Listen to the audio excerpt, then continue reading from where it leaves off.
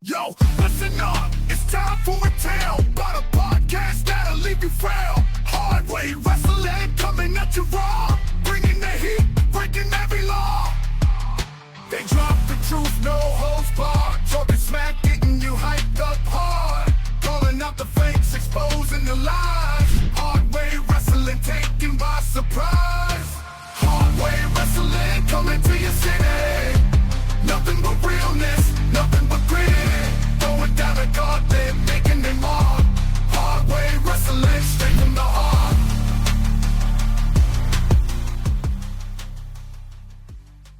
Aren't we? Welcome to Hard Way Wrestling. It is free for all Friday. And we got a full house. We are back.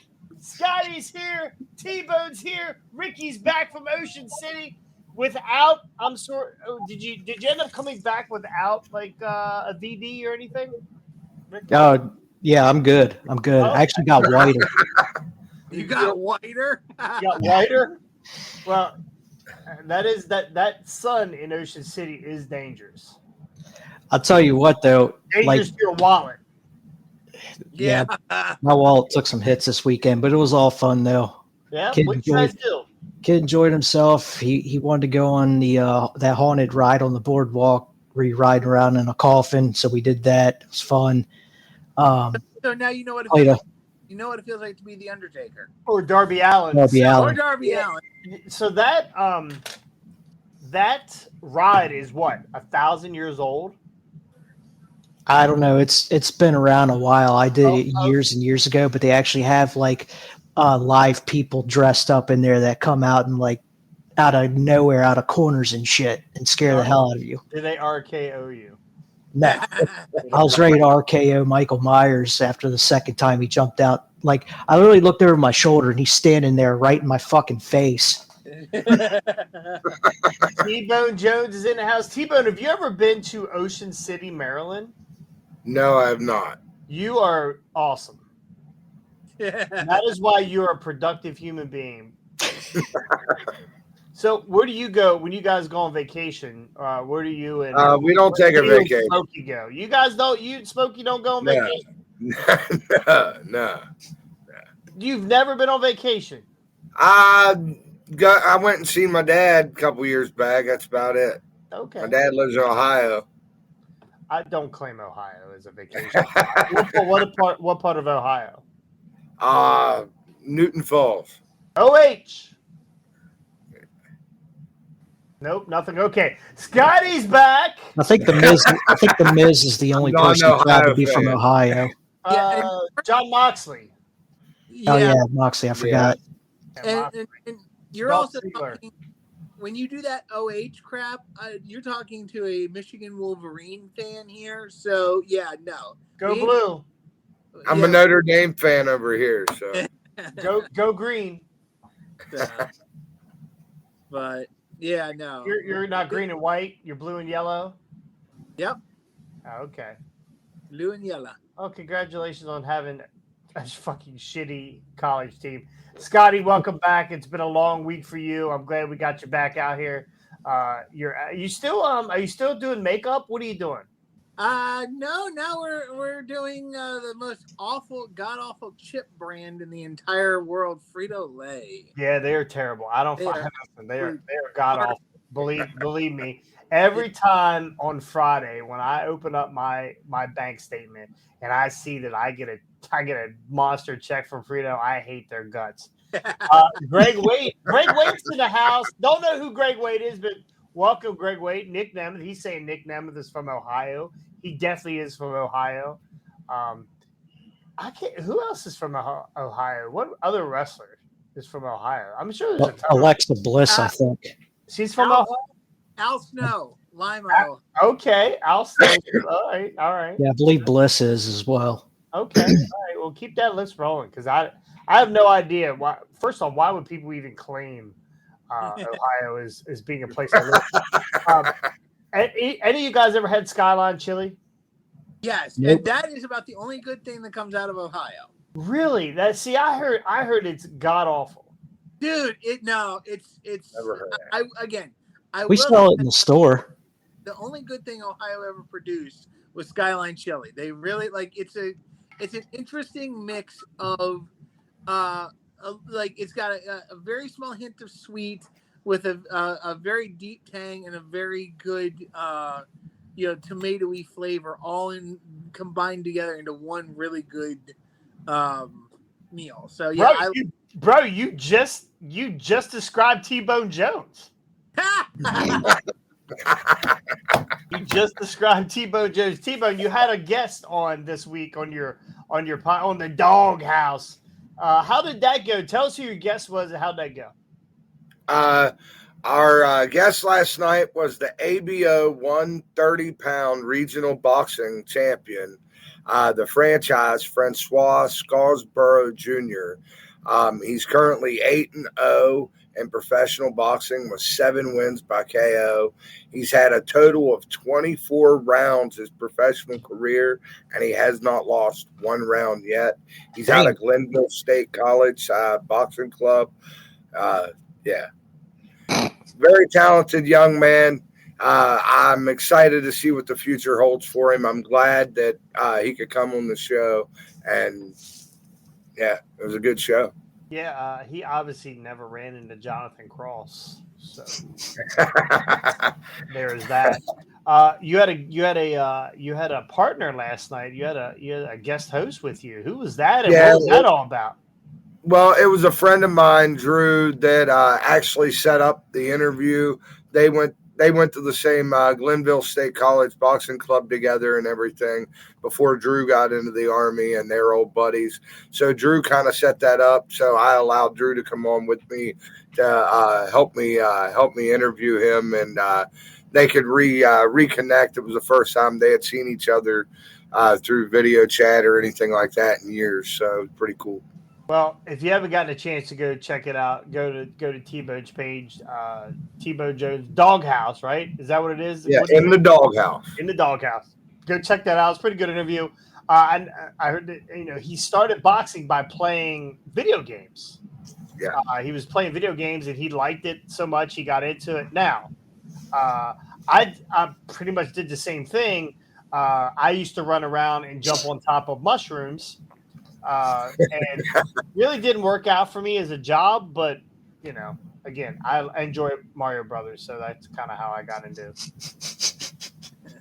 I don't think you were jumping on top of the mushrooms. You were ingesting them, probably. Oh, well, that's. Here we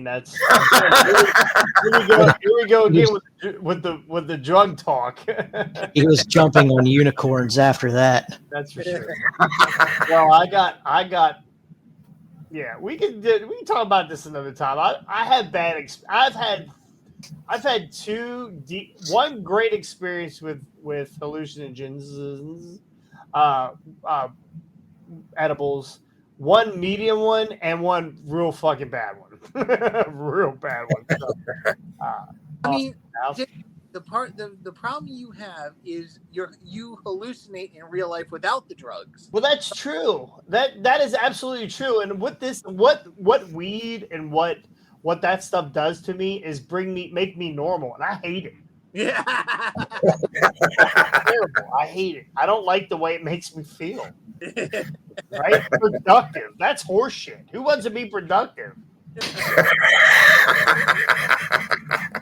Anyway, let's get into the show. We got a lot to cover here. Thank you guys for joining us. If you're just tuning in right now for the first time, please go like and subscribe. Ring that bell. We are on the quest for 1,000. We are trying to get as close to 1,000 as possible without going over, right? So if we get to 1,000, we stop, right? We don't go any further. So don't get us to 101, 102. We don't want that. We don't want 120, we want 1,030. Hell with that. We want to stop it right at 1,000. It would make us nothing but sick to our stomach to go over 1,000 subs. Don't do it. Anyway.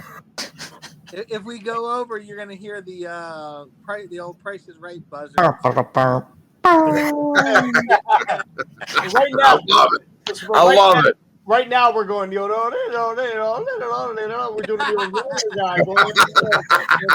We don't want to fall off the end. That's right. We don't want to fall off the end. So you guys get us there. Just get us there. That's all we ask. So make sure you go like and subscribe.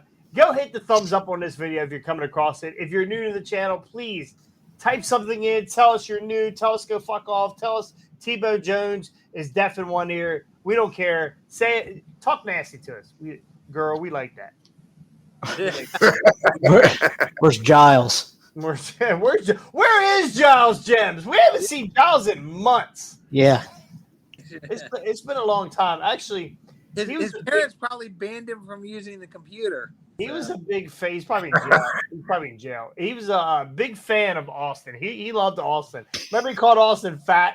He said he's fat, Scotch cross-eyed, and then we're bald, right? So Giles, big fan. Giles is a big fan of ours. So I'd love to have Giles back. We actually had a picture. Giles was all elite.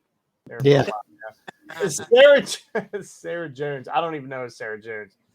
Is she That's even my allowed, wife. is she allowed to be on here? Or is because of her ethnicity, is she allowed to have her own? Is that okay? Well, yeah, she's got her own mind.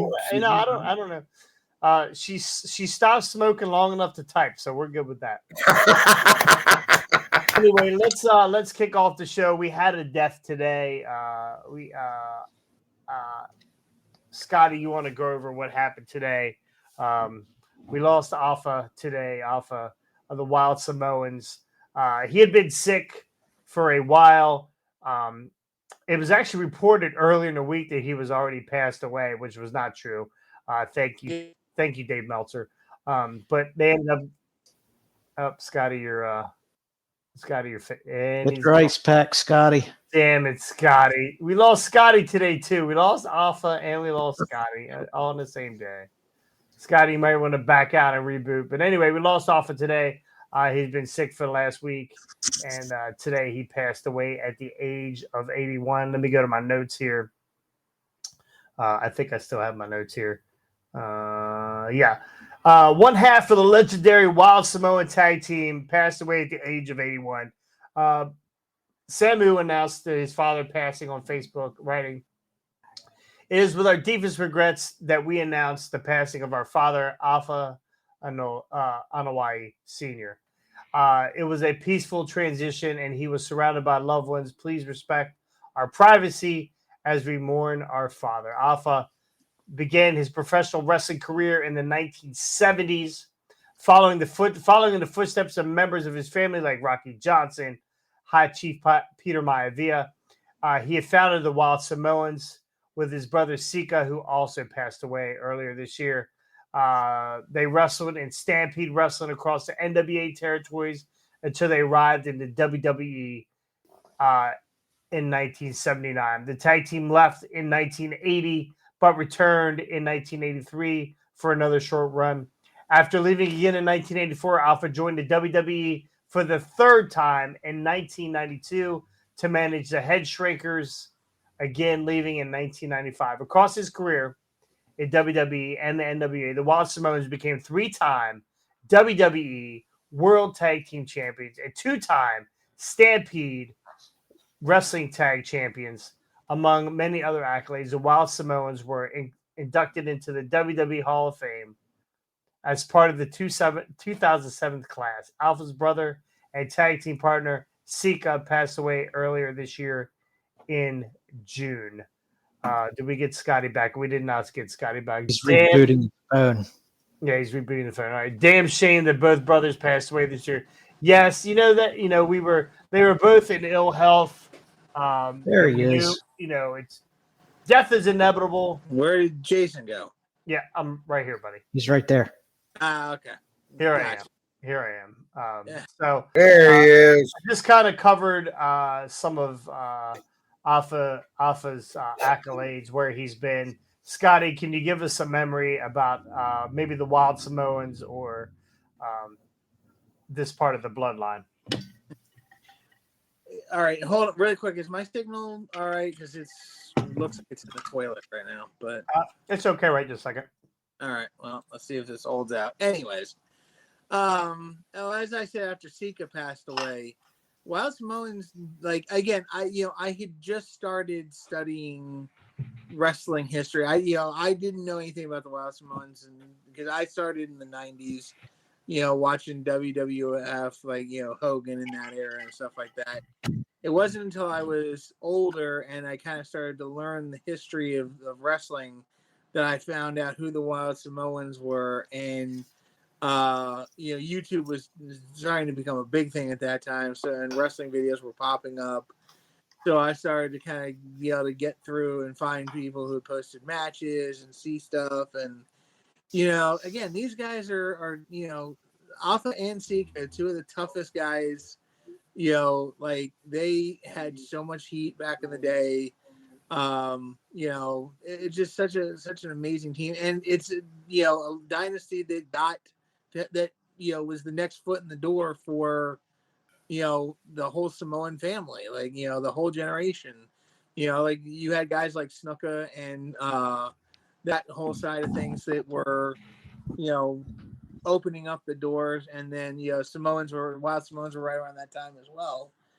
But and Peter Maivia, of course, can't forget the Rock's grandfather. But yeah, no, like these guys were opening up the door for the Samoan generation, and they did it like nobody. Like you can go back and watch old Wild Samoan videos, and like even knowing what I know about wrestling now, they terrify me. Like I wouldn't want to be caught in the ring against any of these guys. Like, well, remember we talked about this when Sika passed away. That they basically fed new talent to the Wild Samoans. Yeah, to see if they were any good or if they were going to last or not. Right? These guys beat the absolute piss out of everybody. Exactly. Just another day at the office. Another day at the office for them. But yeah. But no, like, and I still have in my toy room in the Legends ring, I've got Alpha and Sika with the tag team title belts, and right outside the cage, we cannot forget to mention Captain Lou Albano, baby. Yeah, exactly. Captain Lou Albano standing outside the cage managing them. I can't believe you opened it. You know what? First of all, hey, figures are meant to be opened, okay? Please remember this, all right? Figures are meant to be opened, played with, have fun with. Show that you are a true fan. Anyways. Yeah, fucking G.I. Joe on a wrestling podcast. Hey, I don't have any of my wrestling figures close by, all right? He's a fucking savage. Yeah. He just probably chewed through the fucking packaging. But no, like these guys, the Samoans are wild, and they weren't like the most technical best matches in the world, but like you believe who they were. You believe that they would. You believe they'd punch your lights out if they ever got the chance. If you mouthed off to them, like these guys were nothing to be trifled with, and I know he's still around, but like, to mention, you got to mention the name Haku, just because, again, somebody that I definitely wouldn't want to be standing across the ring from, because I have a nice nose. I'd like to keep my nose. Hey, Samu too. Samu too. Yeah. But yeah, no, it's a sad passing. I'm kind of shocked, but I'm not. This is one of those things like, well, when one goes, you kind of were like, and they're what age was Alpha? 81. 81, yeah. 81. Yeah, 81 in a not so good health. It's I'd heard that after Sika had died that he wasn't doing too well. So sad, but it just was like, I don't know. I wasn't too surprised. Yeah, tough. Can't beat the clock. T-Bone, did you ever get to meet any of the Wild Samoans? I didn't get to meet the Wild Samoans. I have met Barbarian, and I've met Haku a few times. But the Wild Samoans. How'd you keep your nose? The Wild Samoans growing up, though, they scared the living hell out of me. I don't know if anybody has seen the 1985 movie Body Slam with Roddy Piper in it. Oh yeah. They played in that movie, and they scared the living shit out of me as a kid. Which one used to chew on a bone? That was Sika, wasn't it? Yeah, that was One of them used to Sika. chew on a bone. I think it was Sika. Yeah. Yeah. Be greatly missed. Oh yeah. Yeah. And, But and it's sad that we lost both of them now. Like, In it 2 was sad months. we lost Sika, but now it's like the Road Warriors being gone. Another team, is not around anymore. It's like it's such a sad thing to have. We've lost another piece of wrestling history. yeah. Yeah, I agree. Yep. Yeah. What event did Alpha and Sika show up and put the Olafala on Roman? What event was that? What pay-per-view was that? That wasn't No, a Mania. it was That a wasn't Raw. was it a Raw? It was a Raw because wasn't it the one like the tribal council? No, it wasn't tribal council. It was something else. They did some kind of family thing on Raw one night, and they proclaimed him to be the tribal chief and everything. Yeah. I'm pretty sure it was a Raw. But I saw the 30-second clip, the GIF going around after earlier in the week when it was said that Alpha had died. So people were sending that thing around.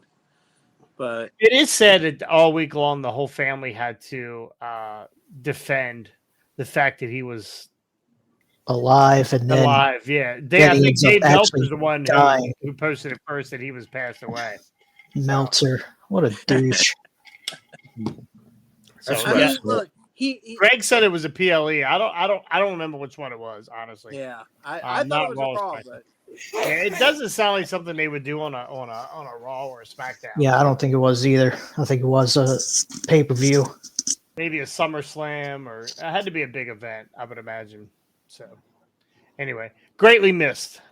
So, yeah, going to be talked about for a long period of time. So, AEW All In next year, July 12th, Texas. A stadium show in the U.S. Austin says it's Hell in a Cell. Oh, yeah. Was that the Hell in a Cell with Brock? I wonder. I don't know. You got me. Where's our encyclopedia Owen Hardy? Oh, and he's still hopped up on drugs. Yeah. Painkillers. So, anyway, All In will not be in London next year. Instead, they're bound for Dallas, the Dallas area next July. While the first two All In Wrestling branded All In shows have been. He said Hell in a Cell 2020. 2020. Okay, yeah. Who was it? Was it all? Was it? I think it had to be Brock then, right? That was Jay Uso. No way. Was it Jay Uso? Was it Jay? No, that has to be Jay. Yeah. That's the one where After he beat Jay. Oh, okay. Yeah. Nope. It's because Jimmy's the one that threw in the towel, right? Made him stop. Because Jimmy was out hurt, I think. Yeah. Yeah, because that was when he was recovering from when he tore his ACL during COVID. Yeah. Yeah, he was getting ready. He's getting ready to like take the stairs and crush his head or whatever. So, anyway, while the first two All Elite Wrestling branded All In shows had been based out of London, England, a decision was made to move Fightful Select. Has learned that there was a major consideration to having an event outside of London. Dating months back on Thursday, it was announced that All In 2025 would take place in Dallas at Global Life Field. One of the reasons that were given for this announcement, I guess this was Tony's big announcement. He had a big announcement that made sense. Announcement happening before this year's All In was suggested by the same source that is likely to avoid unrealistic expectations set for the announcement of this year's show, much like last year's. We've been told a return to Wembley could eventually happen. I think that. Yeah, I read that they were going to go back next year. Yeah, next year. Yeah, 26. Yeah. AEW worked with Dallas for the residency of Collision and ROH, and this was part of the grander deal. Specifically, Kosher Irby's effort, whoever that is, Kosher Irby's effort in making the deal happen was applauded both within the company and the city of Dallas. So we're now moving to. Let me get rid of my notes here. We're now moving to Dallas. What are the chances that how Wembley was last year? It was sold out, or they said it was sold out. It was 70,000+ people. It was probably only for 50,000 people. Who fucking knows? We don't know. We don't really know we've heard a bunch of different stories about the ticket sales and that kind of stuff, and the gate and all that shit. What are the chances that All In Texas is a sellout? Scotty? No, not happening. Not happening. What do we know what the stadium capacity of this place is? Go ahead and keep Texas Rangers baseball stadium. It so is you got to think it's like somewhere around 40 to 50K on a sellout with baseball, like a baseball game with just the seats around the stadium. So then you got to consider how many you're adding to the field. All right. So here's my prediction. All right. So remember when it was Flair versus Carey in Texas? 40,000 people.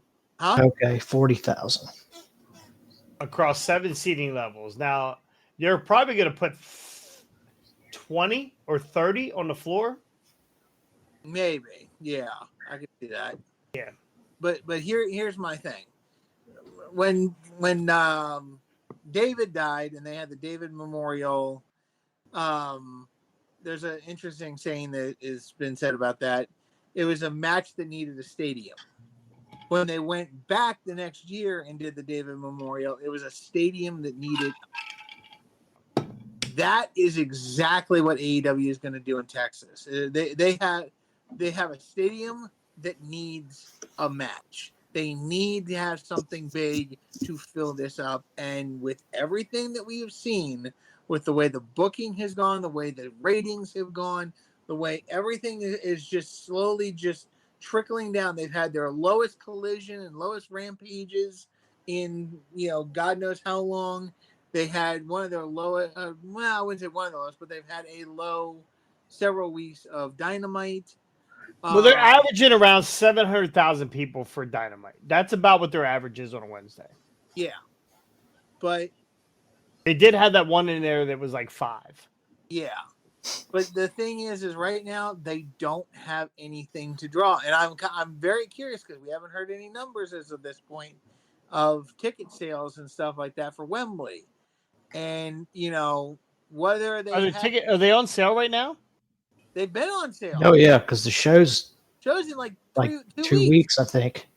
Yeah, they've been on sale for like they started back in May, I think. Gotcha. Yeah. But yeah, no, like we haven't heard anything about ticket sales or what they're doing, or how they're going and stuff like that.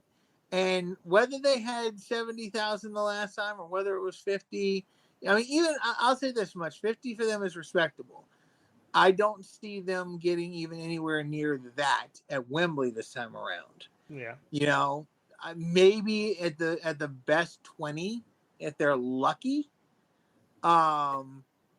So no, there's no way they do this in Texas, and especially the way they're blanketing the market right now. And even I don't know how long this thing in just outside Texas is supposed to last at that E Stadium or whatever it is. But if they're going to keep running shows down there for a longer period of time past the summer run, then they're just going to burn that market out to the point where they won't draw, a piss hole in a snowbank.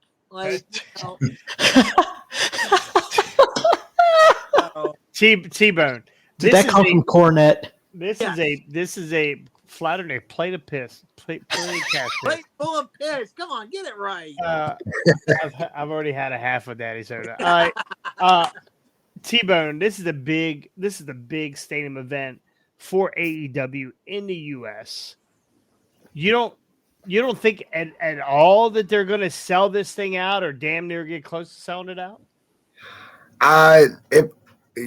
If we're right, it holds what, 50,000 people. 40,000, 7 levels of seating. And that's not including the field. they might draw 15, 20,000 if they're lucky. And they got and the thing is I'm gonna be honest, they got the talent. But where the hell's the storyline? Where's the substance? Where's the in between shit that they need to draw people in to make them want to see the event? I agree with Scotty. They have an arena, a lovely place to have a show, but a stadium, but they don't have the match, the hook.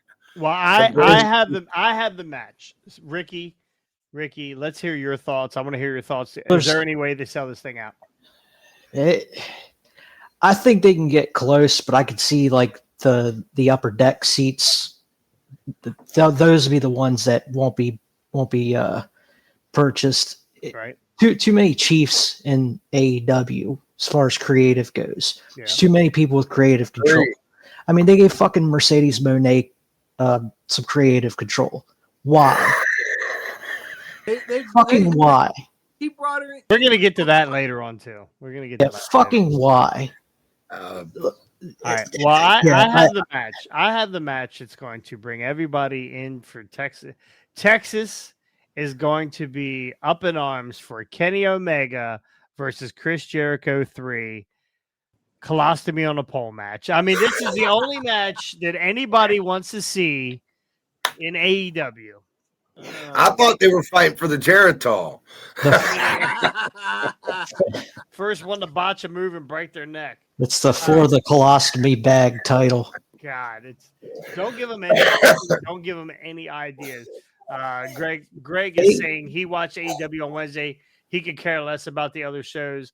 He reads the spoilers for Rampage. I honestly couldn't tell you the last time I watched a Rampage. Seriously, the last time anybody did. Yeah. I mean, honestly, like I said, tons of talent there.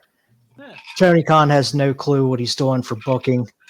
The storylines, you might get a decent one here or there, but not of them usually make a lot of sense. So AEW has been flat for a couple years now, right? I feel like we haven't seen Moxley. We haven't seen Moxley for a while, right? Yeah. Right? We haven't seen Moxley for a while. For jiu-jitsu tournaments. Yeah, he's getting his ass kicked there. Think Shane McMahon shows up? Man, if you really want to pop somebody, that's what you need to do. Hey, Shane McMahon shows up and helps Danielson win the world title. No, I think he causes him to lose. Anyway, go ahead, T-Bone. What you got? I have another idea and theory on the Moxley situation. What if it's not going to be Bloodline versus Bloodline at Survivor Series? What if WWE and AEW's worked out a deal and we end up with the Shield and Brock Lesnar versus the Bloodline at Survivor Series? Are you getting a contact high from your dishwasher? I tell you what, possibility, but I'm just saying, wouldn't that would be like the ultimate, the Shield? I mean, that's Scotty's wet dream booking.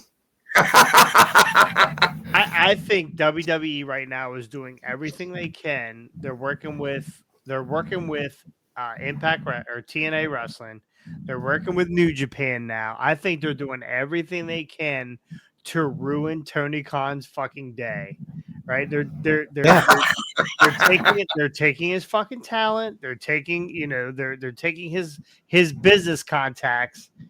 I don't think they're doing anything to work with these guys. I think they want to make them a distant fucking fifth in the fucking ratings. It won't be long to AEW is behind ATCW in the fucking ratings. I'm telling you. Mark my words. Sweet. Hopefully Chucky can afford to book like Britt Baker or Mina Shirakawa, somebody like that. I'm in for Mina. I'm in for Mina. Get that women's division started. Who's your girl over there, Ricky? Anna Jay. Sky Blue. Jamie Hayter. Sky Blue. Yeah. Love them all. Yeah. Who's the other Asian one? Oh, why can't I think of She her just name? got her ass kicked on. Oh, Sheeta. Sheeta. Car Sheeta. Yeah. Car Sheeta's getting some hips on her. What's going on with the car? She's letting herself go. Greg says, I don't see Lesnar teaming with Roman. It makes very little sense to me. When they beat up Paul Heyman, yeah, it does make sense. Yeah, I mean, it kind they got a of does. Bring them all together. my enemy is your enemy. That's you know right. what I And mean? then we get Tommy Dreamer and the rest of those fucking assholes from WCW. Just Incredible Break shows your up hip. for They Just break your Incredible hip. shows up for a hot dog.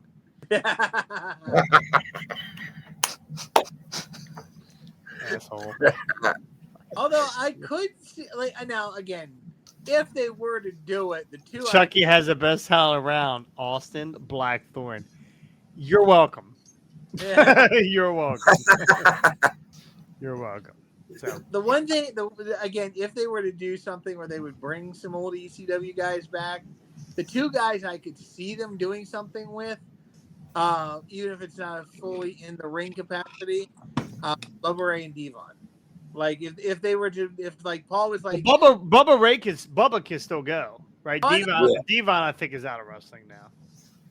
But see what I could see them doing is instead of doing like the full instead of doing the old school Dudley Boy gimmick, they could be like, Paul's kind of enforcers. So, I mean, like Bubba just standing there just looks badass, and you put Devon, like in a getup that makes him look, like kind of like not like security. I'm not trying to say like you want him to be Reverend Devon again? No, not Reverend Devon. Hell.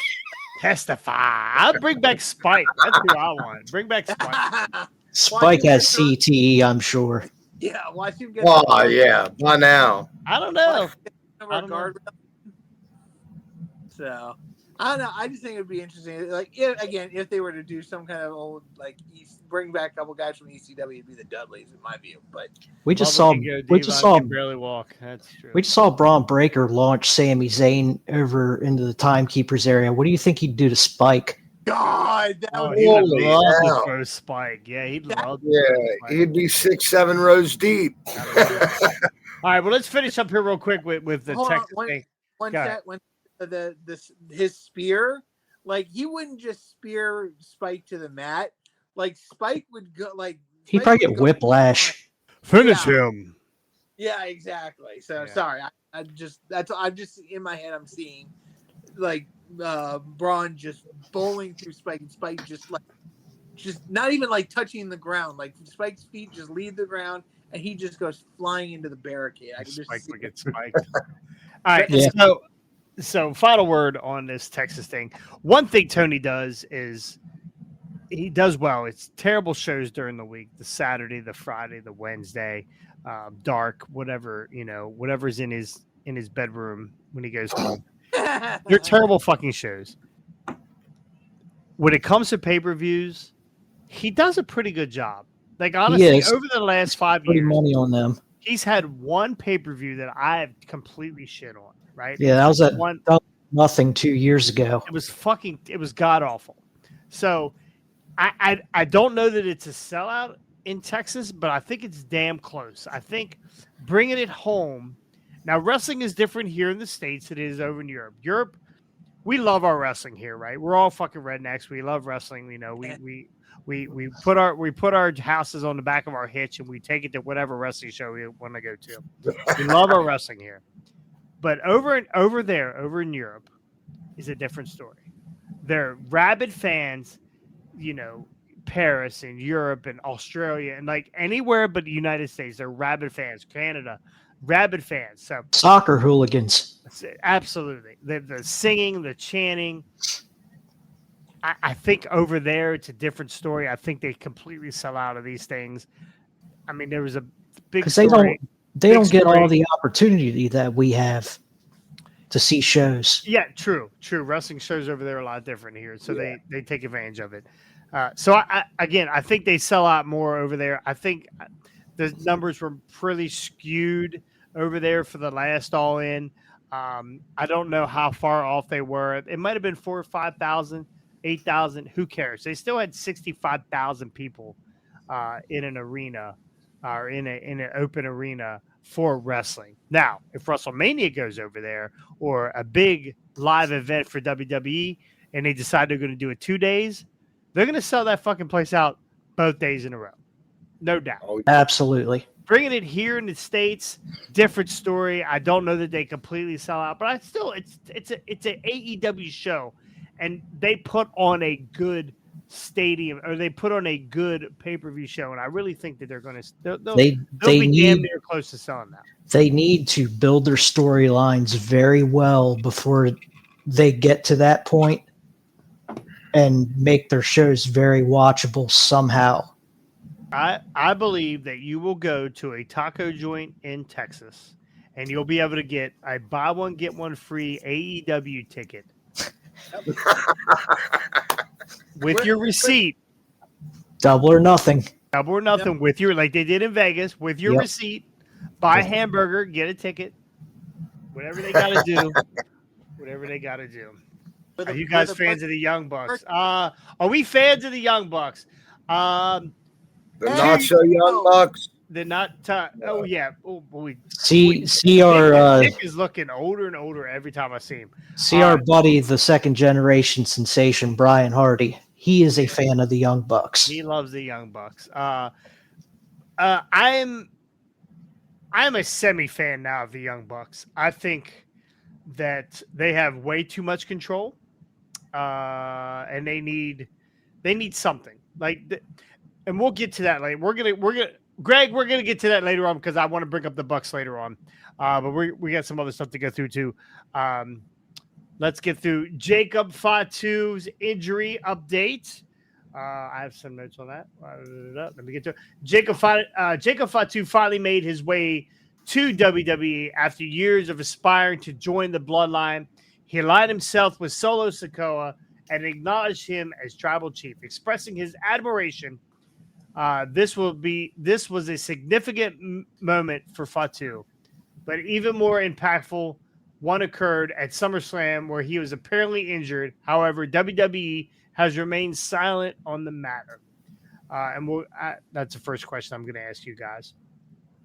The Wrestling Observer Newsletter reported the latest on Jacob Fatu's injury.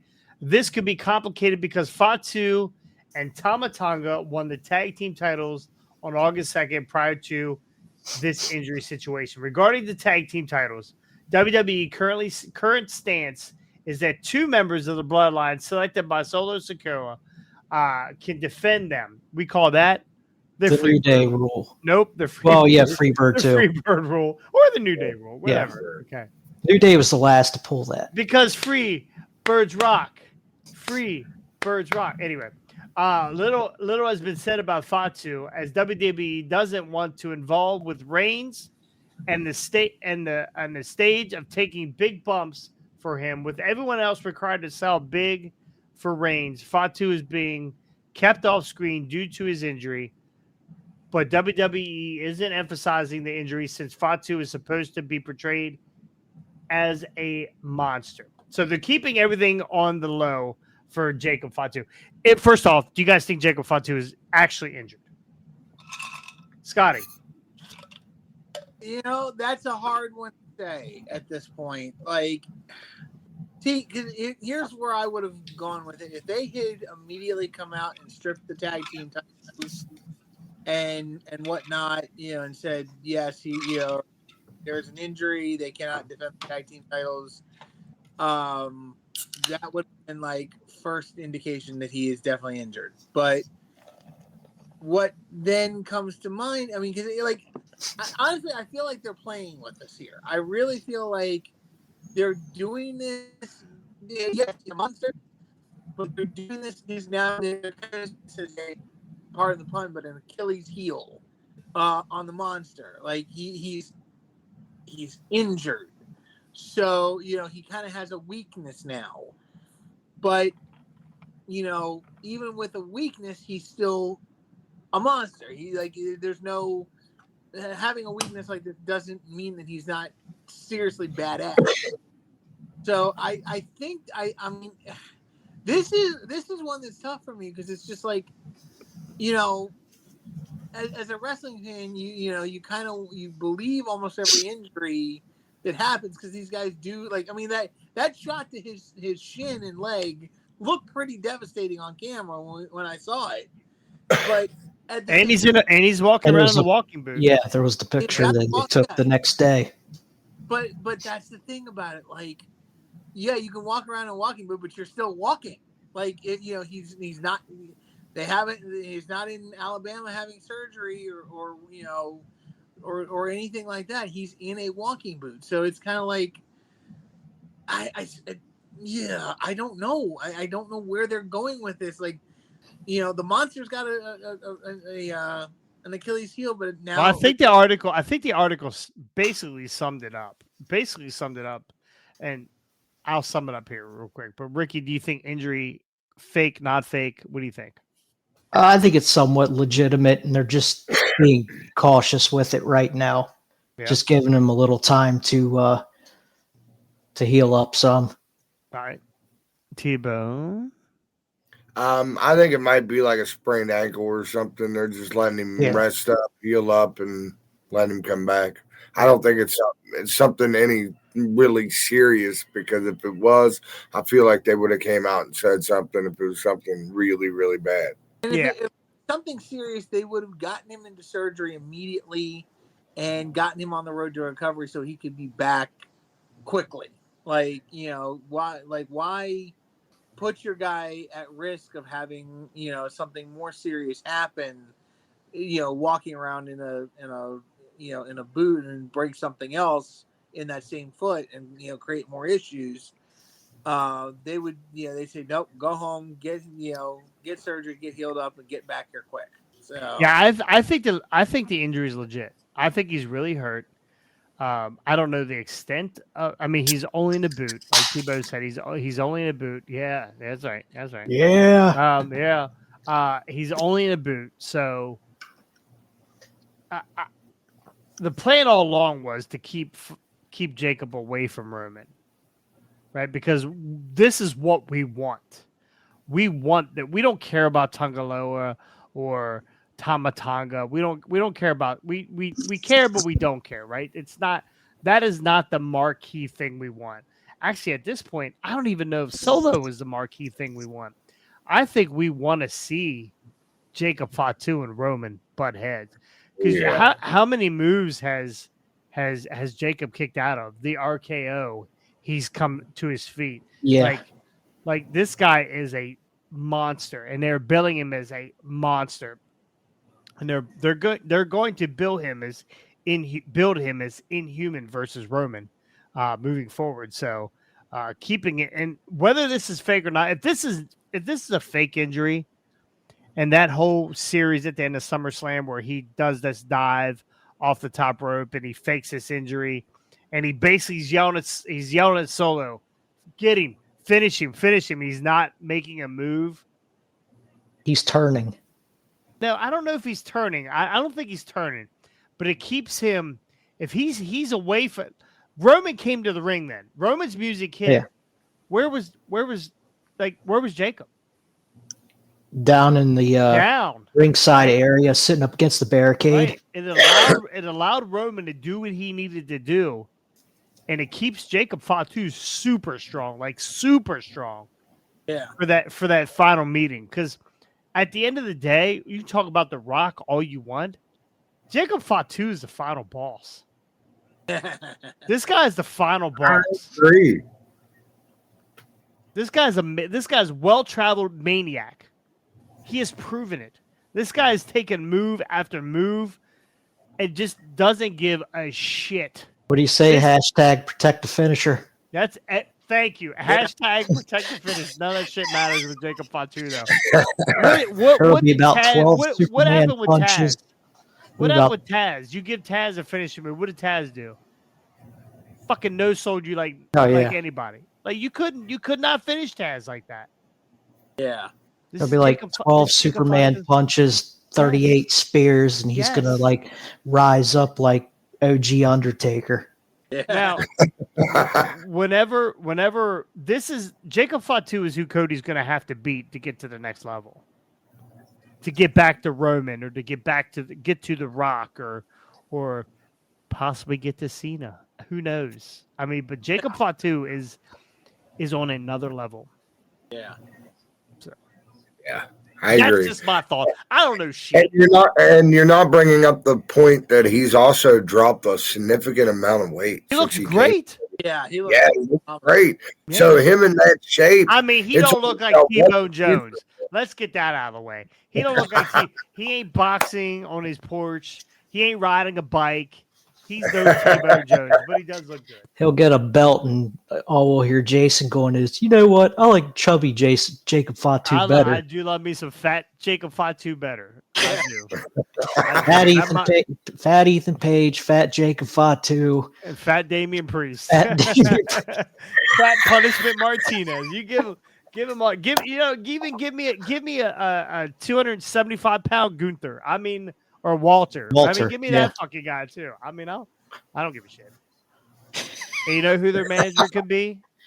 Jonathan De La Crosse. That's right, Jonathan De La Crosse. Jonathan De La Crosse. So, really quick question on the Jonathan side of things. When are we going to meet Jonathan's wife, Juanita? Well, Juanita.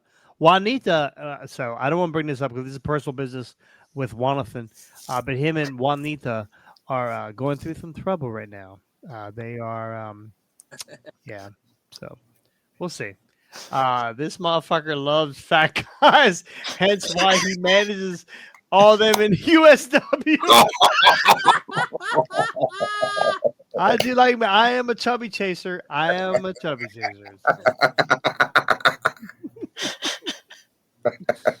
Oh shit. That's all right. News today broke. Beth Phoenix. Let me bring my notes up here. Beth Phoenix might be coming out of retirement. If I can find it. During recent interview with Chris Van Vliet, Phoenix addressed the possibility of having one last match. Bullshit.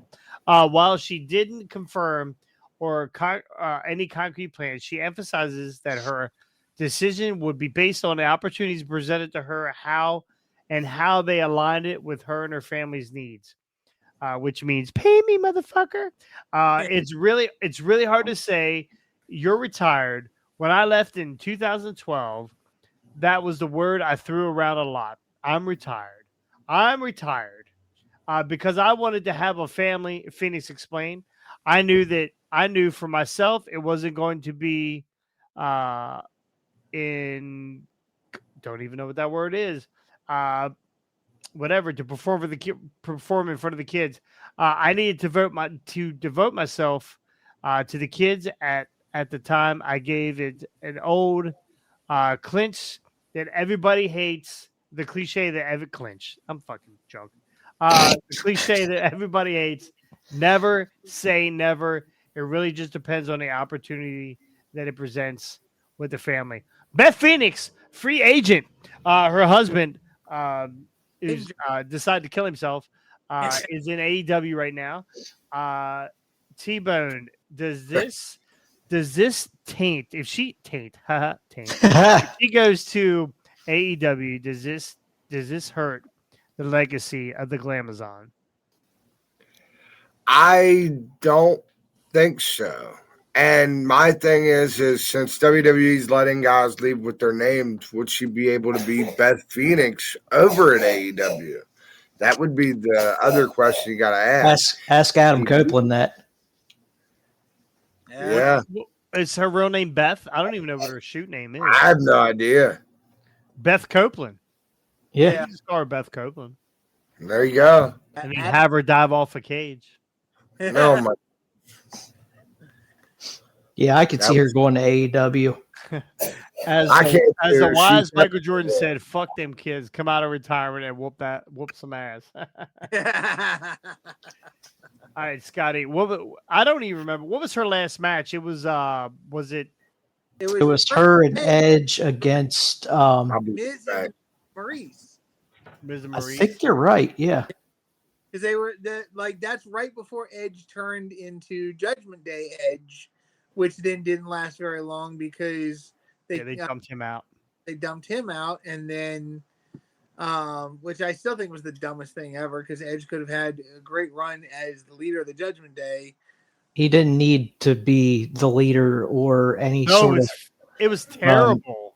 Yeah, I hate it. I still hate the idea that Finn Balor is the one. Like, I'm sorry, you have somebody that looks like Damian Priest. You have somebody that looks like Rhea Ripley. Dom fits perfectly because a little chicken shit.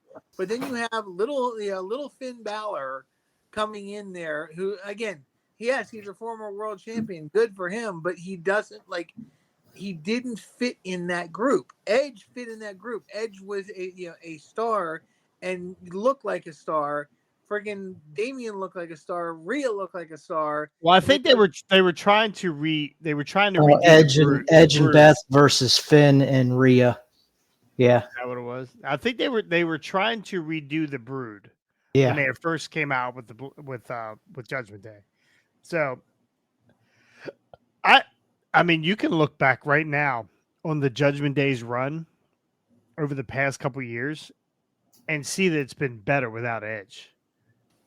Absolutely, there was no need to have Edge in there. I disagree.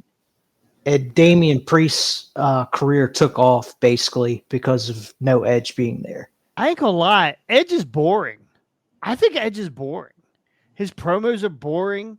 He's a boring wrestler. He's okay. Younger Edge was great. It's not the same anymore. Broken neck Edge was not as good. I agree. I don't know. I never Edge and Christian I liked. Right? Edge and Christian I liked. Brood Edge and Christian I liked. Edge by himself, I don't know. Never really did it for me. Him not as the rated R superstar Edge.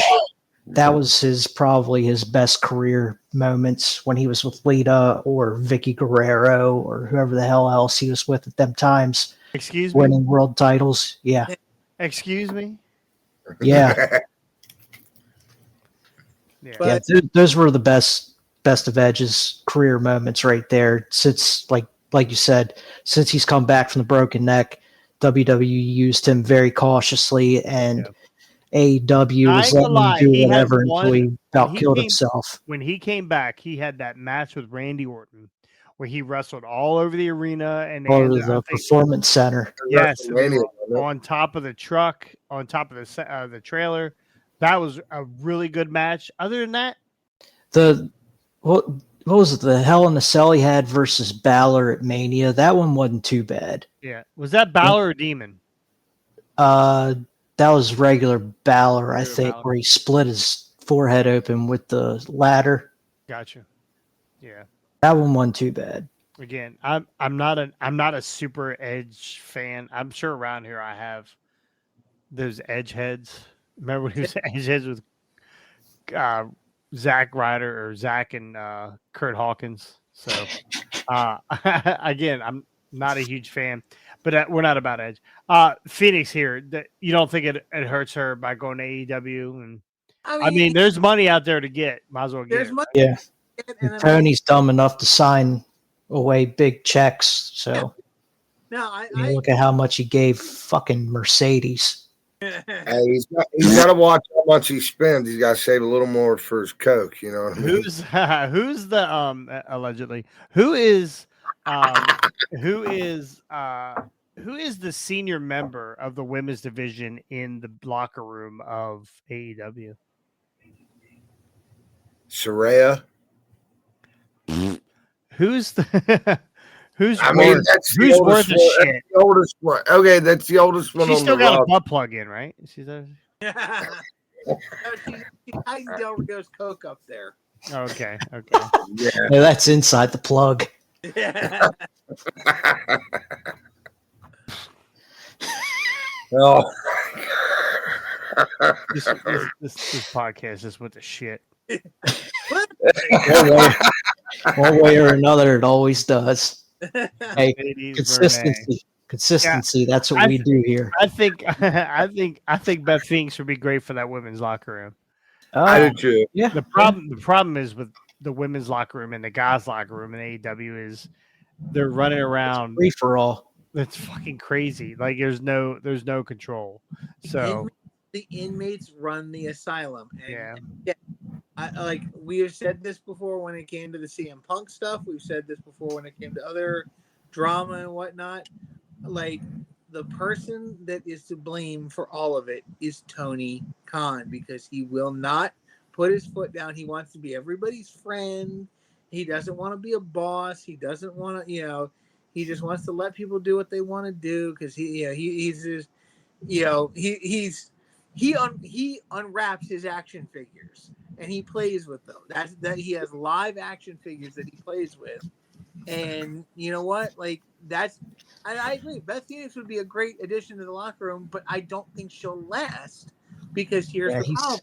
He's probably got a line of coke lined up inside of Kenny Omega's action figure head. Yeah. Just the ones that sit on the shelf at Walmart. Yeah. But no, the problem with Beth Phoenix is, and we saw the MJF Britt Baker drama. People get big heads and think that they're better than everybody else and open their mouths and start saying shit one way or another. And I'm sorry, but like, and again, I know you guys always chide me for a little thingy like Cornette and the old school Cornette mentality. If I were Beth Phoenix and she walks into a locker room and Britt Baker says something to her that Beth Phoenix don't like, I hope Beth Phoenix slaps the taste out of her fucking mouth. See, I don't think that would happen. I think a lot of times wrestlers hold other older wrestlers into high regard and respect, right? There's a ton of respect there. Whoa. Arn Anderson, Tully Blanchard, all the Jim Ross is over there. Jim Ross has had a lot of Ross has had some health issues from what I'm hearing. Yeah, okay. He did not look good the other day. But here's the thing. You have guys that are veterans of this business in one form or another. And yeah, Tony's willing to pay them a lot of money to do stuff, but those guys don't give a rat's ass that they're over there because the inmates control the asylum. They want to do what they want to do when they want to do it. What it was, Hangnail Adam Page that said, "Oh, I don't take advice from anybody." Like, I'm sorry, like that's what they do to their legends over there. They don't care. Why would they care that Beth Phoenix is in that back row? They don't it's not going to happen. And somebody's going to get mouthy, and somebody there's going to be another suspension when somebody. I don't think she's going to be there long enough for her to be anybody to be mouthy with her. They're going to give her a program with somebody. She's going to put that person over, and that's going to be it. Like, it's not going to be. It's whatever Beth Phoenix comes in or decides to come in for $1 billion. It's gonna be a short-term thing. It's gonna be a one-off thing.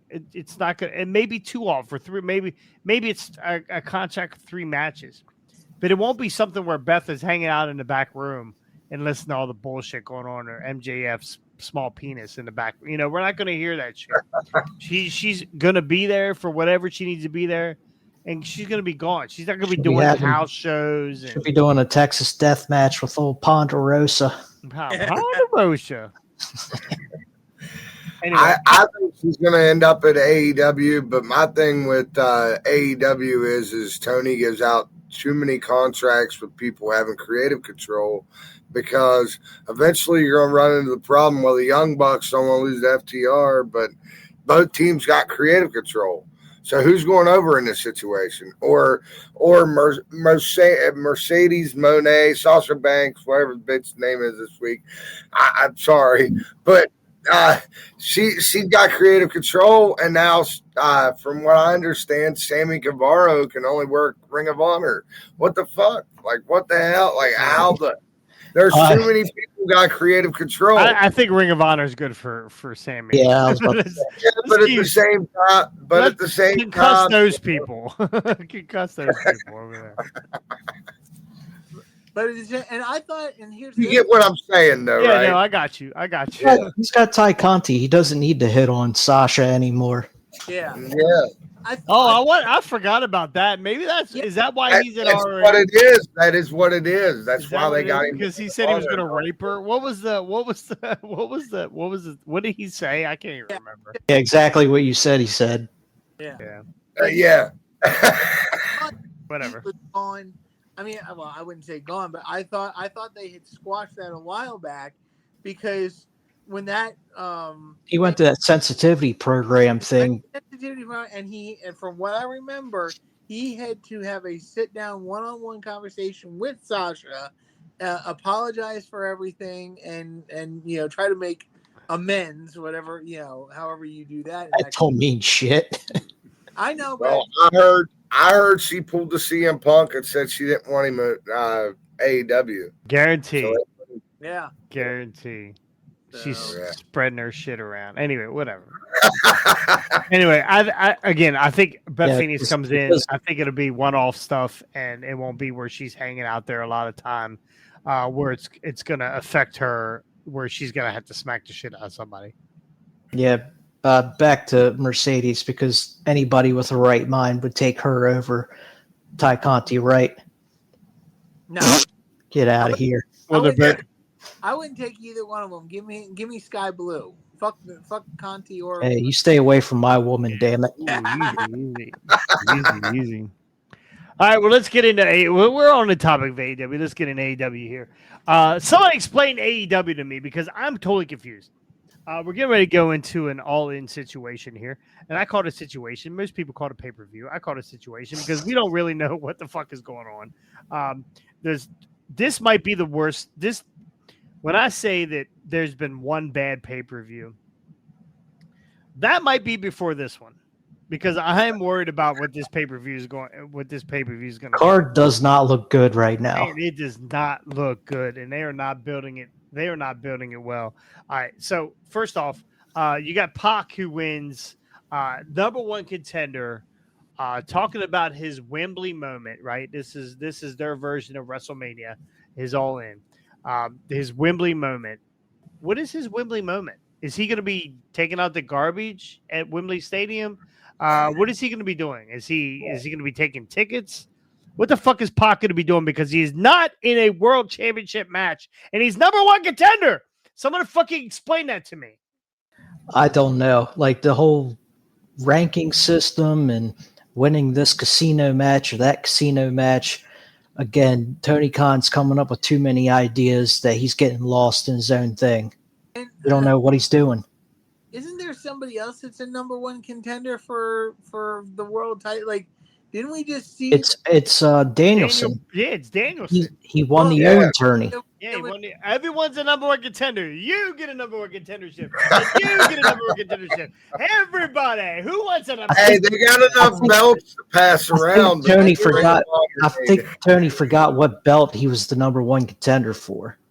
Yeah, but there was another thing a while back where, I think it was whatever it was. Was it the Jesus last? Christ! Please tell me it was an eliminator match. Yeah. There was something a while back where somebody won a number one contendership for a world, and they said world title situation, and I can't remember. Like, again, I can't even keep it straight anymore because I don't one, I don't watch it, but two, like Swerve is the number one contender for the heavyweight title. He won that one. The champion. Yeah, he won that one. Champion. I hope he wins. Yeah. I don't get it. I don't get it. And I like the roulette gauntlet or whatever. What are they calling this? Casino gauntlet or Battle Royal. Yeah. They just had on Wednesday. They had it was who was it? It was Kyle O'Reilly, Orange Cassidy, and Roderick Strong, and it was for the first person in the casino gauntlet match. Okay. Yeah, what sense does that make? First person in. So it a gauntlet match. So I thought the same thing, right? I thought the same thing. Why would you want to be first? Yeah. But it ends on a pinfall. So it could end at the first match or the fifth match. It doesn't matter. It could end in either one, right? So My thought is, why wouldn't you just you put yourself in wherever you want, right? That's what you should win. If you should be able to sit by the ring, and when two guys are beating the absolute piss out of each other, then it's like Money in the Bank. You see that you look for the best opportunity to enter the ring. So say Ricky and Scotty are wrestling and they're beating the shit out of each other. And the next one in line is T-Bone. But I'm sitting at the ring because I have that number. I have that contendership, right? I have that whatever. I can pick whenever time I go in. Scotty does the fucking bonsai drop on Ricky, and there's no fucking way he's getting up from it. He's dead, right? He's fucking dead. But whatever happens, Scotty sees a cheeseburger, falls over. Ricky gets the pin, but Ricky's still hurt. I stand up and I say, T-Bone, you're to the fucking back. And I roll in and I face Ricky. Now I get to take on Ricky. That's the best opportunity for me. That's how it should be. They should almost play it as a Money in the Bank type of situation. But they should do the same gauntlet situation, but at any point you can enter the gauntlet, you can enter the tournament or enter the match or whatever. If you see two guys beating the absolute piss out of each other, Scotty does a bonsai drop on Ricky, but Ricky's insulin explodes and it goes into Scotty, and Scotty passes out, and they both lay in the middle of the ring. I should be able to go in and cover whoever I want. Yeah. Not enter number one, where I'm probably going to have to face three other dudes, because that's how it is, right? Three other dudes, and I got to pin one of them. You remember it's a pay-per-view, so there's going to be the entire catering table. Top flight, right? It's Serpentico, everybody on ROH. Here's where I'm going with this. Hold on a second. Who won that match? Who won to be number one? Who do you think won that match? Your boy, Pockets. Okay, so here's what's going to happen. I'm guaranteeing this because Tony likes pushing old Pockets. Pockets is going to enter number one, and he's going to go through the entire gauntlet of men and beat them and look like a piece of fucking shit doing it. Because I'm sorry, no, that's exact. Because we know how Tony loves to push this idiot. Like, yeah. Enjoy. Put your hands in your pockets and play pocket pool. That's about the only action you guys will get. No, seriously, pockets. No, I know it's gonna happen. He keeps his hands in his pockets because he's always trying to find it. Yeah. Listen, we're playing pocket pool, and it's Ricky's turn.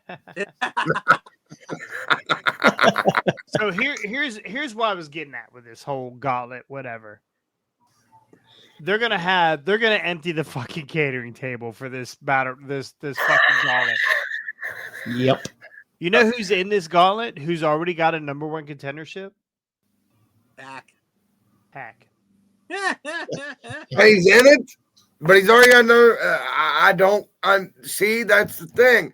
Tony's eating too much shrooms, doing too much coke, and he can't keep up with the storylines he's writing. He don't know what he's writing. Like I feel like Tony's got Alzheimer's. He's got the Ric Flair drip. Yeah. How many guys do you think are standing out in front of Tony's office going, "Hey, look, I'm number one contender." No, I'm number one contender. Remember when Millie Vanilli? They're probably knocking on his office door. Vanilli and who was Vanilli? I think that's how this is. It's like, no, I'm the number one contender. No, I'm the number one contender. No, I'm the one. As they're knocking on the office door, and Tony's just sitting there zonked out of his mind, and he just hears nodding off. Wah, wah, wah, wah, wah, wah. Tony, there. Yeah. So, what's the dude from that's the fucking what is his name now? He was part of SoCal Uncensored. He's now their Christopher Daniels, the fallen angel. He's like, Tony, you have number one contender Pac outside here. and after he's done, you have number one contender Adam Page after him, and then after him, you have number one contender Brian Danielson. He's the number one contender also. So wait a minute. Ty Conti says she's number one contender too. So do you want me to tell him you're not here? I mean, there's also a guy out here named Cheeseburger. we don't see enough of him. That's for sure. We don't see Pineapple Pete. Pineapple Pete was a narc. I'll tell you. On their very first pay-per-view, who was the guy that wrestled with no legs? I remember yes. And that battle was the Battle Royal. That guy who used to be WWE, right? No, it wasn't Zach Gowen. It wasn't Zach Gowen? No. They had a guy in their Battle Royal with no legs. I honestly thought it was Lieutenant Dan. Was it Lieutenant Dan? I want to know how he was eliminated because he obviously didn't have both feet hit the floor. Touch the floor. Well, that's exactly right. Has he ever been eliminated? Yeah. So that Battle Royal is still going on 5 years later. I believe it. You know what that guy is? You know what that guy is? What? Number one contender. Yeah, that's true. What was I going to say? I had something I was going to say. He should have been facing Chris Jericho for the inaugural World Championship. Jesus. Anyway, we're going to move on. Explain this to me. So we had the Acclaim versus Young Bucks on Wednesday for the AEW Heavyweight Championship. Thank God that we're finally getting these heavyweight titles out there and we're defending them. Lazy booking. Fucking idiots from FTR show up. They're getting ready to hit the Acclaimed. FTR shows up. The Young Bucks are getting ready to hit the Acclaim with the belt. They grab the belt from the Young Bucks. The Young Bucks spits in Dax Harwood's face, and then Dax attacks one of the Young Bucks and causes a disqualification. Now, this Saturday, there's a number one contenders match. This is how we're going to solve it. Now, we just had the Acclaim versus the Young Bucks. Now, this Saturday on Colostomy, it is the Acclaim versus FTR for the number one contendership for the heavy number one contender. Yeah, and it's not Pac. He's not in there. Number one contender for the tag team championship. What the fuck are we doing here? It's going to be a triple threat at the pay-per-view. First off, why is FTR? It's turned up being a triple threat at all in. Yeah, it's absolutely because Tony's got to get everybody on the card. What the fuck is FTR showing up and stopping the Young Bucks from beating the Acclaimed? Yeah, I don't get it. I don't understand the booking either. They've been the two, I guess, biggest tag team rivalries since COVID. And both these are faces. FTR is a face, Acclaim's a face, and look who's fighting.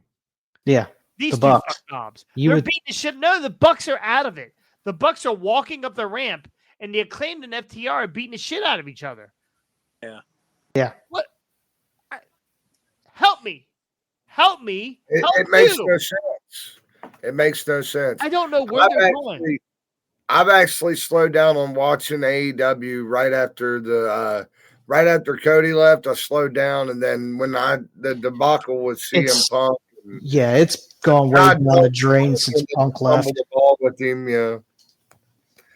I kind of gave up on him after that.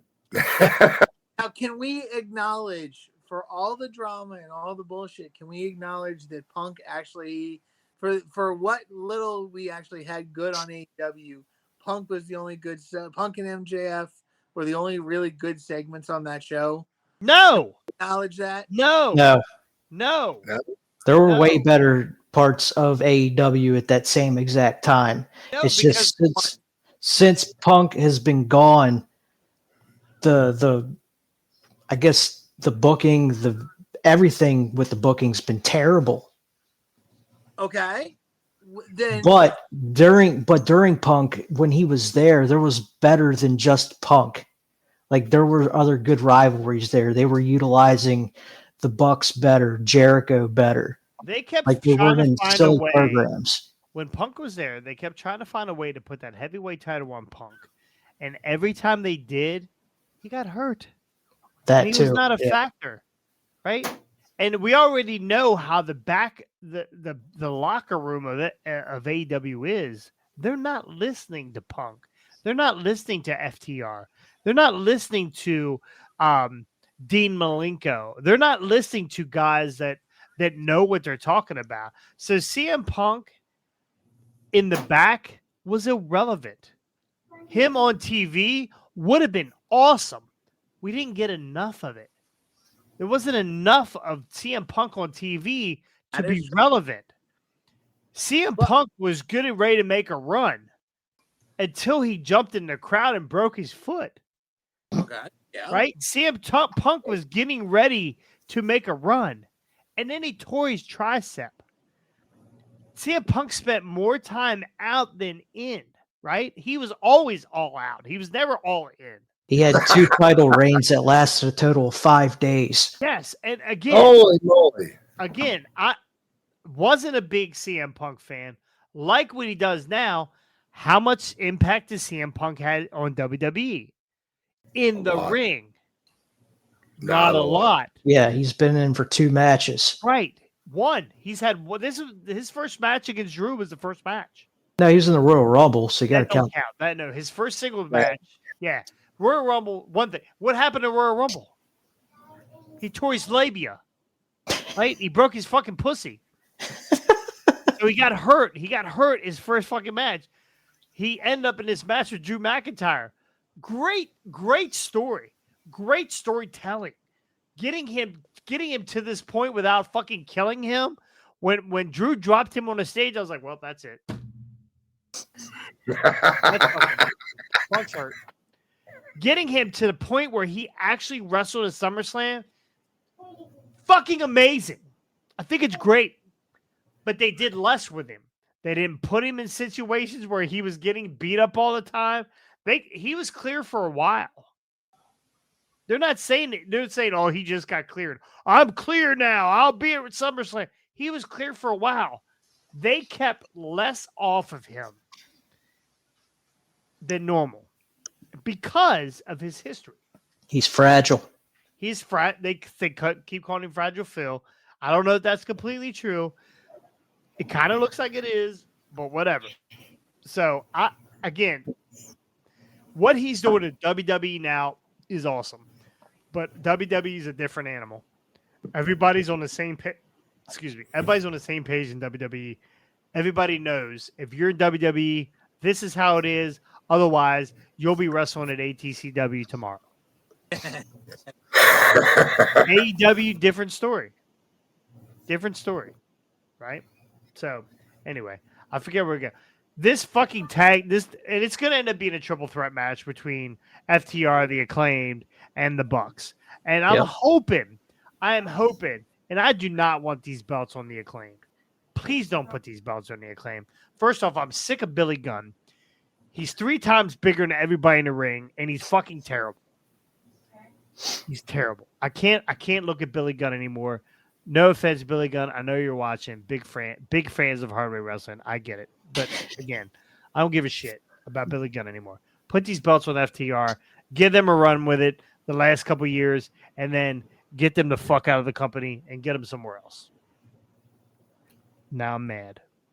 I agree. And it isn't going to get any better because I'm about to talk about Britt Baker and Mercedes Moné. Jesus Christ. When this feud started, I was like, okay, Britt Baker's back, right? The first time out of the box. Great promo. Awesome job with, they didn't touch each other, didn't have to touch each other. Great on Britt Baker. It's for her first time back. She was House of Fire. Second promo, Mercedes I think, was it this promo, the first promo where Mercedes pie-faced her? Yeah. I can't remember. Pie-faced her. Anyway, great. It was awesome. Second, now she gets suspended. She's running her mouth about MJF. She gets suspended. She's off for a week. She's back. They decided that, fuck, let's not ruin this with Mercedes Moné. Let's keep this going.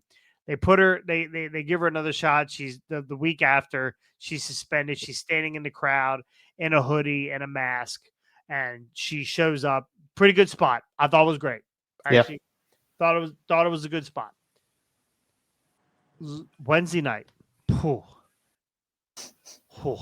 Okay, so Wednesday night, Mercedes Moné is facing Hikaru Shida. She beats Hikaru Shida from help from what is the new Camille Brickhouse. Okay, Camille Brickhouse is her last name. Is that a real terrible? She looks like she's a prettier China, is what she is. We call her prettier China. That's what we're gonna call her. Anyway. They beat Hikaru Shida, which is a goddamn shame because Hikaru Shida is amazing. She's better than Britt. She's better than Mercedes Moné, and she's better than the way they have utilized Kamala Harris Brickhouse. Better than I hate the way they have utilized Shida since COVID.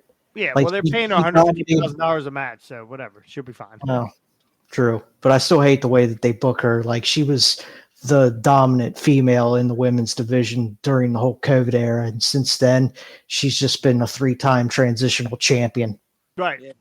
But again, it's Hikaru Shida. She's always going to be over no matter what. You can count on her. She's going to be a good champion. It's Hikaru Shida. So, you love her a long time. Not dressing like Elvis. Right? She's not dressing like Elvis. Like, what's her name? Walking around with a half a microphone or whatever. Emi Sakura. Thank you.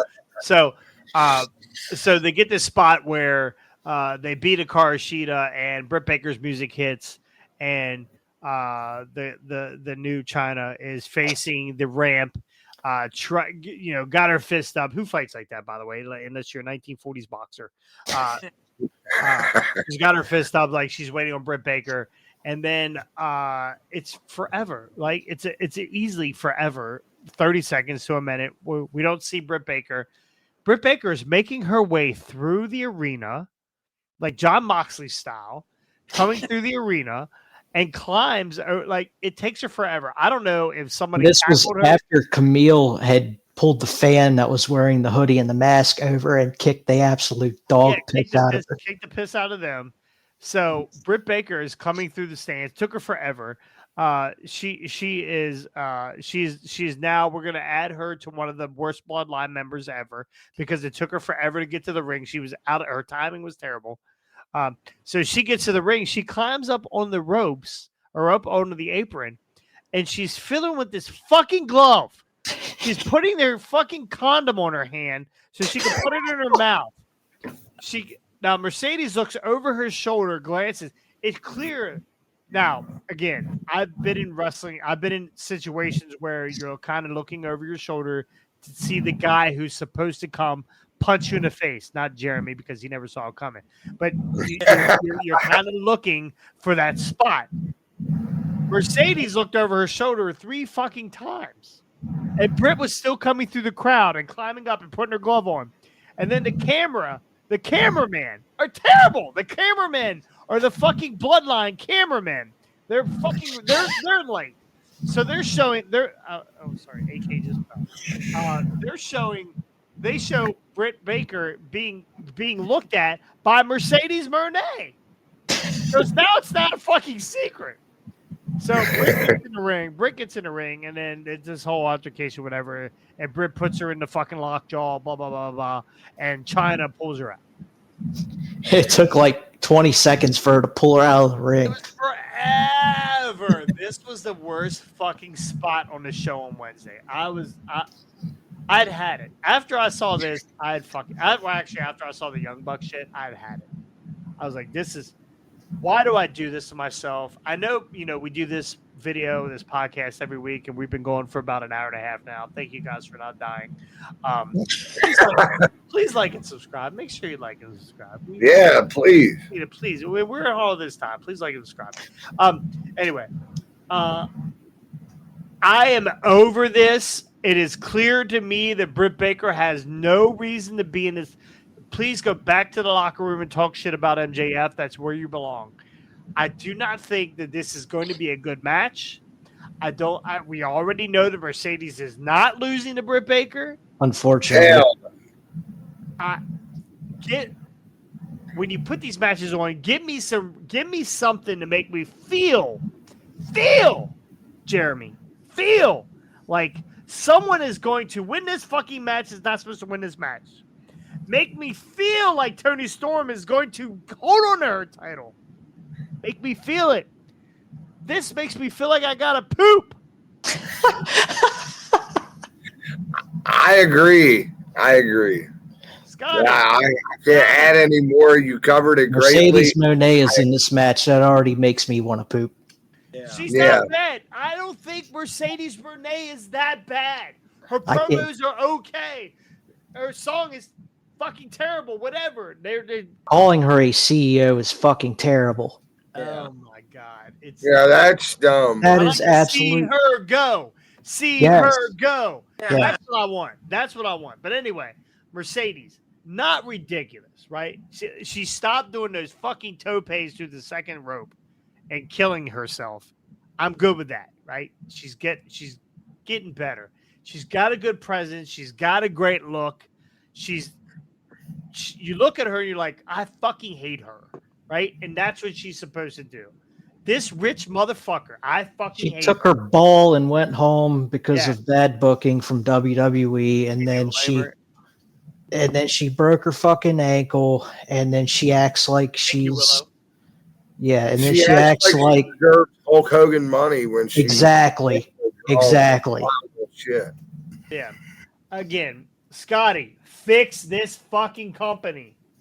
I wish I could. By the way, Jamie Hayter's going to come out and please, after Mercedes unfortunately beats Britt with the help of Camille, Jamie Hayter will come back to even up the score and keep this feud going.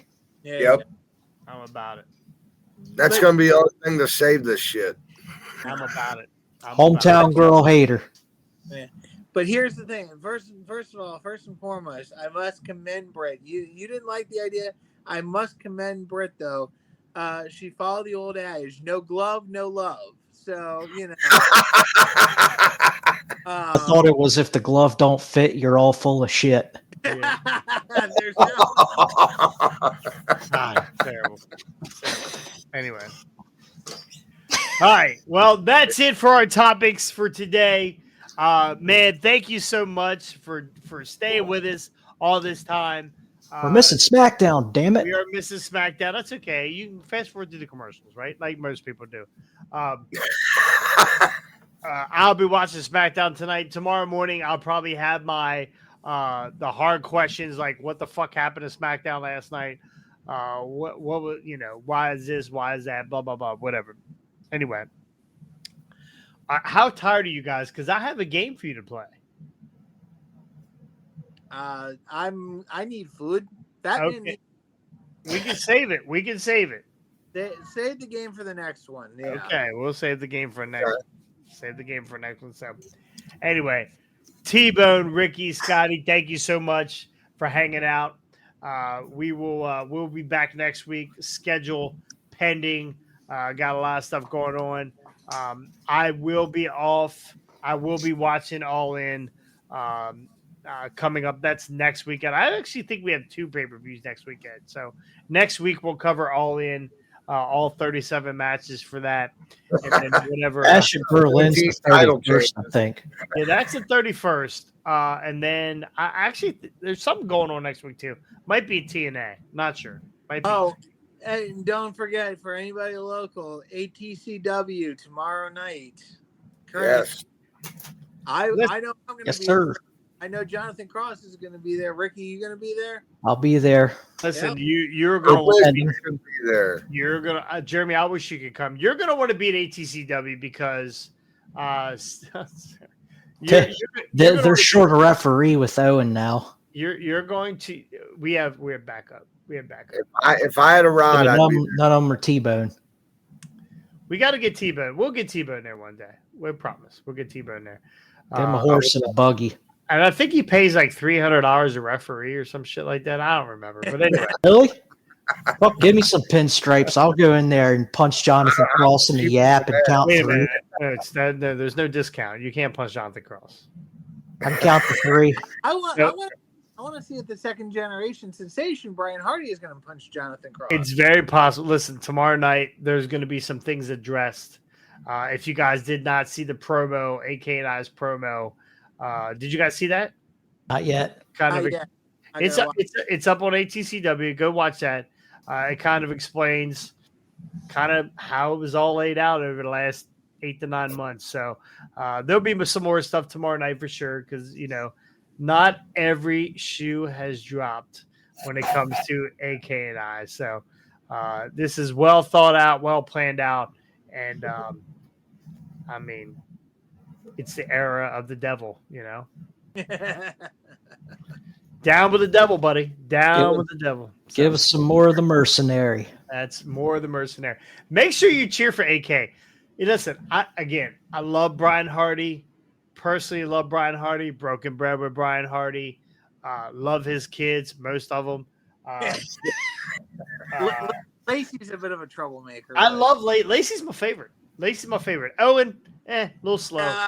Owen's the best one out of the Hardy. Harry, I ain't gonna lie. Harry's kind of an asshole.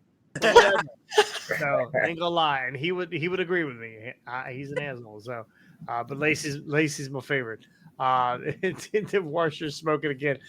Sarah, we have heard you coughing the whole time. God damn it, girl. Get it out. Your lung capacity is terrible. You better call that mechanic again to come fix that thing. Yeah. Anyway, if you're going to be in the local area, Curtisville, West Virginia, tomorrow night, bell time, 7 p.m., doors open at 6:30. You're not going to want to miss it. At 7 o'clock, the show starts right at 7 o'clock. You never know what you're going to see. You never know what's going to happen. There's always some bullshit or shenanigans going on. We try to keep the crowd very engaged. Lots of stories going on. And again, AK, the new heavyweight champion of ATCW, and you're about to witness the best.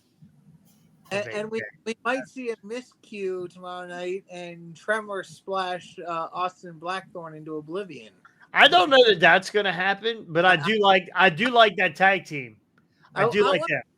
I just want to see a perfect little miscue and Tremor just buckle bomb by accident buckle bomb Austin into the corner. That I think Blackthorne deserves that. Yeah.